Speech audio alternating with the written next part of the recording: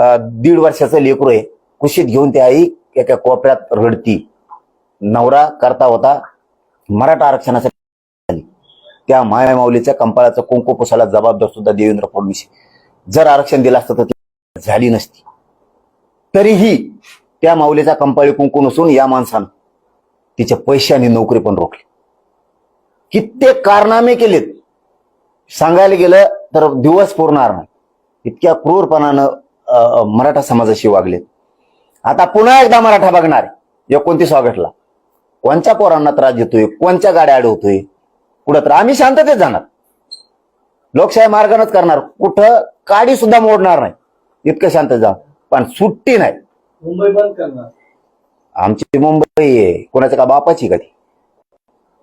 मुंबई आमची आहे, मुंबईत राहणारे लोक आमचे आहेत. आम्ही शांततेत जाणार, ते आम्हाला सहकार्य करणार, आम्ही त्यांना करणार. फक्त आम्ही मागणीसाठी चाललोय. मुंबई आमची आहे, मुंबई शांततेत राहिली पाहिजे, हेही सगळ्या मराठा समाजाला मी सांगितलेलं आहे. आणि पाठीमागच्या वेळेस तुम्ही अनुभवलं सुद्धा.